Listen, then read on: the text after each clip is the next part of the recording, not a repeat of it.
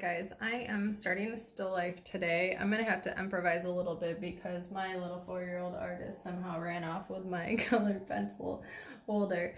So what we're gonna do is we're going to, for your first challenge, do a still life. A still life is essentially drawing anything that's in front of you, like a fruit basket or a fruit bowl. Flowers is a popular one, sometimes like a vase with fish in it. Lots of artists have done famous still lifes. And basically what it is it's an observational drawing. So you're looking at something and you're drawing it from sight. Today I'm going to use my coffee cup, and then as I recorded earlier, I had my colored pencil container sitting here. Oh, I see it up there. So I can look at that for visual reference as well. I moved it so it'd be safe. Okay, so what I'm going to do is I'm going to start off with a oval. Now I know the top of a vase is a circle, but because we're seeing it from the side, we're going to do an oval. And I'm drawing on a book because I got this new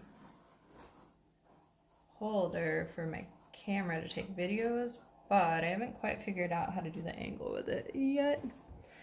I'm sketchy because that's how I draw. As you evolve, you'll start to do that as an artist, and then you just go and you clean up your lines so that it's exactly what you want.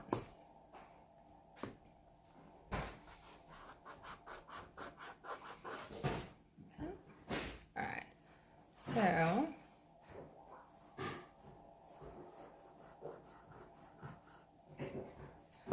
the next thing that I'm gonna do is I'm gonna draw the sides.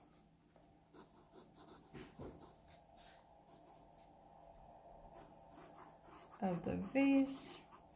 They have like a cool glittery texture to them that I can do the multimedia with. The foot of the vase, that's the bottom, is going to be rounded too, so that it gives that illusion that it's 3D. So I'm creating the form right now. And I try to make sure that it's symmetrical on both sides. Okay, now it needs to be on like a surface, like a table, as it would be right in front of me. So I would draw my horizon line, but I'm gonna draw my coffee cup first before I do that. So I'm gonna do, my coffee cup is much shorter, so I'm gonna start off with the oval again.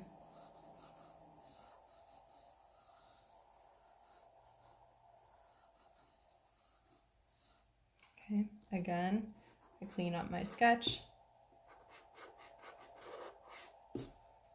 Okay, you'll start to find that as you get older, you're drawing more with shading than you are with actual lines.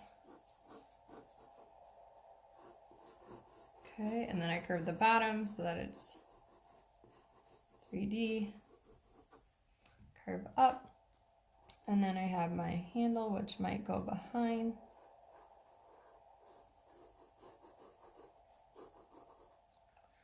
Okay. And then, now I'm not looking down into the cup, so I'm gonna make kind of like my horizon line. Move it over. Okay, and that way my cup and my vase are not floating. Okay, inside my vase are some colored pencils, and my colored pencils are not see-through. So what I'm gonna do is I'm gonna make 2 lines.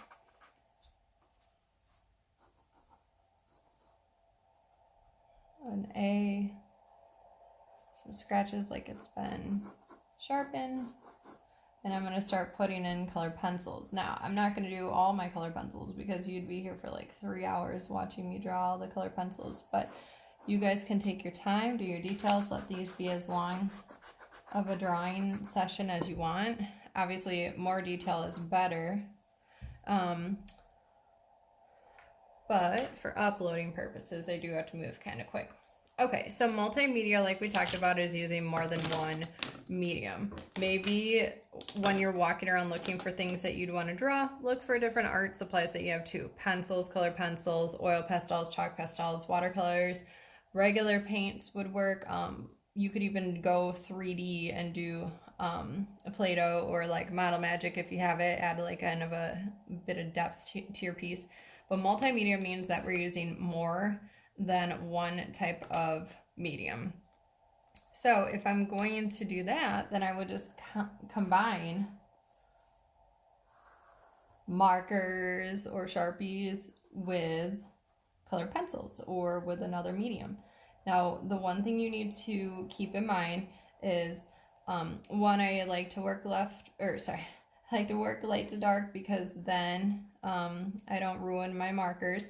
And then two, think about what the medium is that you're working with. Which one should be used first? So if you use oil pastels and then you go back in with markers, it's going to ruin your markers. So don't use something that's oily until you're all done. Now what you can do is get some cool fun effects with using them as a combination. This is a kind of purplish Sharpie. And then let me grab those colored pencils. What you can do then is shade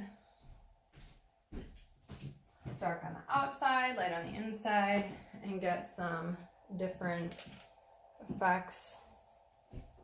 Blend colors together, make things more 3D. Okay, but what it does is it creates a more interesting composition. It gives you a lot more individuality as far as you're creating, making it your own art, which is ultimately what we want as an artist. Now, you can also use the mediums to create new and unique textures and patterns. I'm going to turn this. Okay. And draw some more.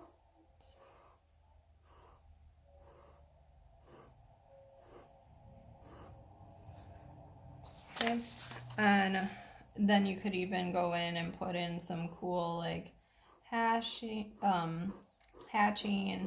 or stippling, like dots, things like that. Just make the piece more interesting and your own. Another medium you could use is paper clippings, like pieces out of a magazine or something like that. That would make it really cool too. Find different pieces of color that match. I love seeing collages done.